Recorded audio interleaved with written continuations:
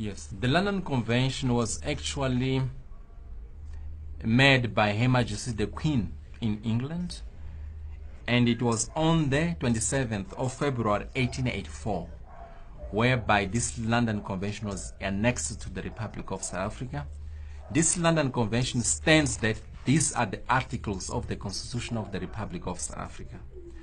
So now, and it says further that this whole country of the Republic of South Africa is owned by Her Majesty the Queen.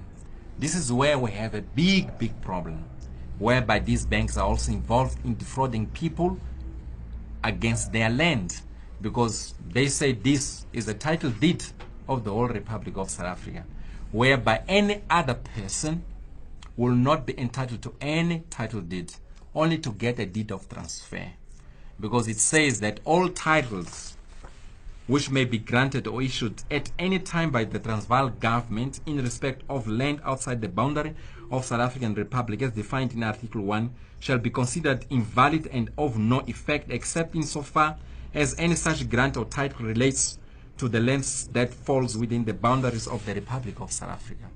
That means even if you got a piece of land in this country, you are not entitled to get the title deed. You can only get a deed of transfer, because the rights of the land ownership are with Her Majesty the Queen. And by so doing, Her Majesty the Queen, she gets the second charge of all revenues within the Republic of South Africa attached to the land. So attaching the land in the Republic of South Africa means also to attach the land of the African continent, because it says that even the titles granted outside the boundaries of the Republic of South Africa shall be considered invalid.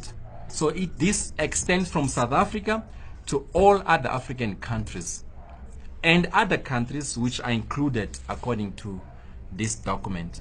So there is where we see a major fraud being committed by the banks.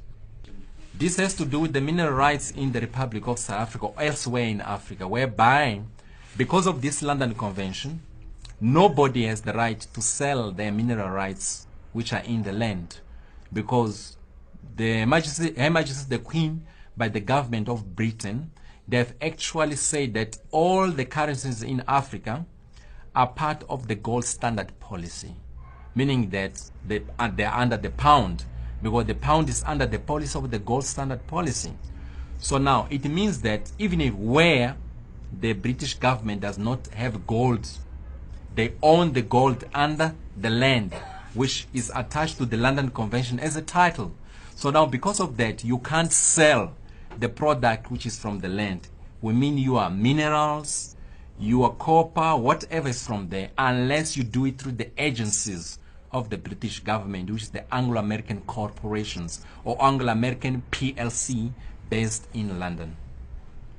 The problem with this is that when we adopted the Constitution in 1996, after 1994, when the president became the first president, Nelson Mandela, the Constitution was adopted and first created before 1994, which was created in 1993, before the new government came into power. So what they've done, they've created the Constitution using it to be under the basis of the London Convention, whereby they say the Volksraad, which was part of that London Convention, it has to change the name and be called the National Council of Provinces, to continue with the adoption of this London Convention and be involved in the Constitution. So they are the ones who created the basis for the Constitution of 1996 to be adopted by us, whereby they started to draft the Constitution in 1993. So now when the Constitution was adopted together with the Volksraad, which is called the National Council of Provinces, to continue with the same method and purposes of Her Majesty the Queen. So now the Constitution of the Republic of South Africa was adopted under the articles of the London Convention. The National Council of Provinces, they have given themselves the powers above the Parliament in the Republic of South Africa, because they say even if the Parliament can pass any bill in Parliament, it has to be given first to the National Council of Provinces to approve it or to reject it. So now if they don't approve what is passed by Parliament, Parliament will not do it. So even if the Parliament will start anything to do, they have to send it to them. But if them who initiate any legislation, it's automatic approval. So now it means that they're in control of the government. So now there's where we have a problem. But now to solve the problem, we have actually created articles of the Constitution of the Republic of South Africa and South African Community Government Union to repeal the London Convention of 27 February 1884, so that it will no longer be in use.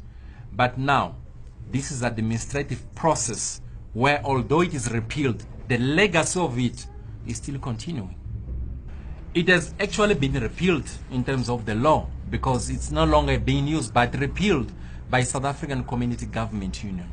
So now what is left is to remove all the corrupt judges, corrupt government officials who are actually using the state and the government to benefit themselves and still make the Her Majesty the Queen as the beneficiary of our new constitution.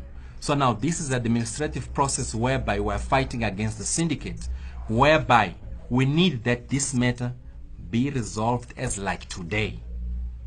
The citizens have to actually be aware of this repealing of the London Convention and make sure that whoever is enforcing the London Convention, which has been repealed, is unlawful and against the law and against the new Constitution of the Republic of South Africa, and including its new articles of the Constitution of the Republic of South Africa 1996. So now whoever is enforcing the London Convention, including the judges, magistrate, or any police officer or any state officer within the government, they must be arrested because they are doing corruption.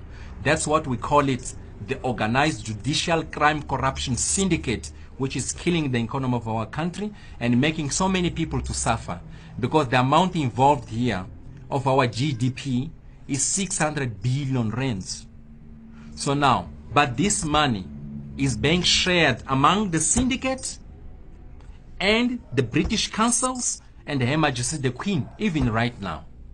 So it's a war.